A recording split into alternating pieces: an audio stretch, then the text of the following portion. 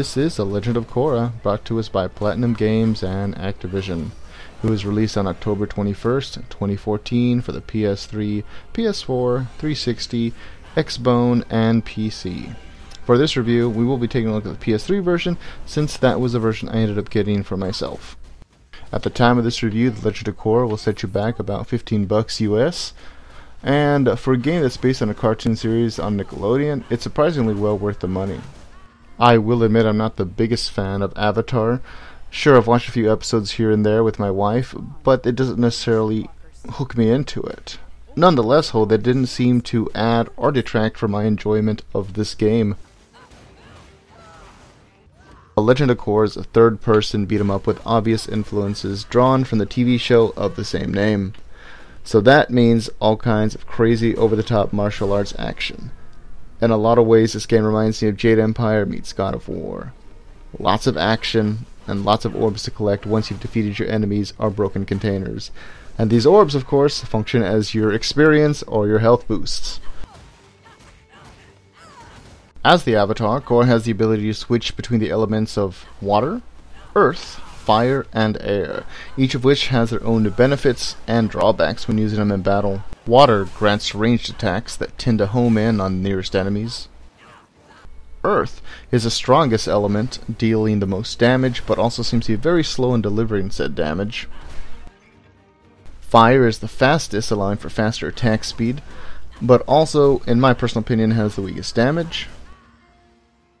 And air seems to have a decent balance of speed, but has more of a focus on crowd control, which is very beneficial for when you start getting cornered. There are plenty of items to collect called vanity items. These vanity items add to your score at the end of each level and add additional spirit points, which are the currency of the game. Speaking of currency, there are talismans and items you can purchase for Korra, each adding different effects and affecting your personal gameplay experience. The martial arts mayhem is occasionally broken up by an on-rail racing minigame, I suppose, in which Korra must guide her dog Naga through various obstacles and avoid getting hit. I will admit I took personal amusement every time Korra and Naga got smacked against the wall or tumbled down into a hole. It gave me a good hearty chuckle. There is also a Probending minigame that is occasionally forced onto the player, but it is a decent change of pace. I'm not terribly familiar with Probending or the concept of it, but it does seem to be a mix of tennis and soccer, so it's not terribly too hard to grasp.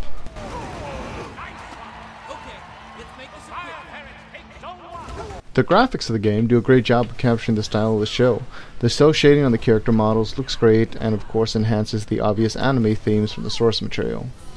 The environments were also great, in my personal opinion, and added to the game experience as a whole. Although you will be visiting the same locations to collect missed vanity items, so they will start getting repetitive when you see the same back alley again and again and again.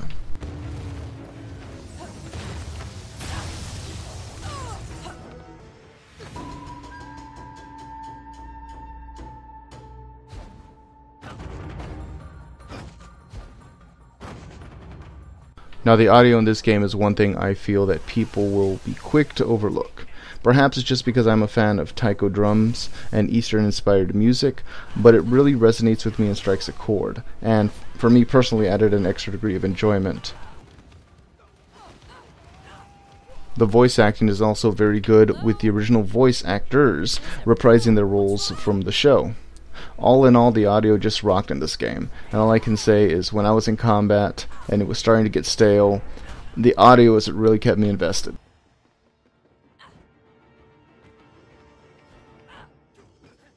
Got my water bending back.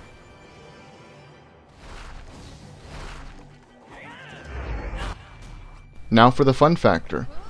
Well, let me just say this game was fun. It's been a long time since I played a game and just lost myself in it. There were times when I stopped playing the game to go to work only to find myself wanting to rush back and play to see what else I could unlock or what other vanity items I could uncover. You also might think that the gameplay looks a bit simplified or perhaps a bit too classic or back to the basics. But I think that's kind of the charm of this game. It's simple, it keeps you invested with beautiful visuals, and the audio just adds to that and enhances it overall. I felt like the Avatar in regards to having access to all these powers at a moment's notice. Nothing ever felt like I had to have a long delay to access this power I was supposed to have. I almost felt instantly pulled into Korra's world as well, as I had no prior experience with the source material, aside from a couple of episodes, and that also kind of helped me enjoy the game because I wasn't bogged down by all this, I guess, subplot that I had no real concern into. Maybe it's also just been a while since I've played a really solid beat-em-up, but I suspect Platinum is the real cause for me enjoying this game, and all in all it was just a great experience.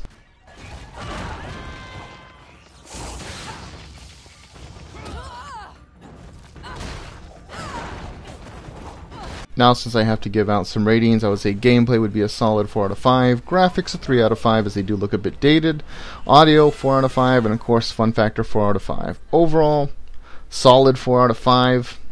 I would have probably given a couple of more points if it wasn't for a couple of awkward cuts between loading scenes. One that really stands to mind is one where I was doing a minigame and suddenly it cuts to me immediately in a boss fight. That just kind of really threw me off. The audio, I will admit, might not be for everyone, but then again, if you had no interest in an Eastern-themed game, you'd probably be watching this review. I would say $15 might be a bit steep for some people, so maybe wait for a sale, but in my personal opinion, this was money well spent. So, thanks for watching, thanks for listening, check out this game if it looked interesting to you, and have plenty of geeker days.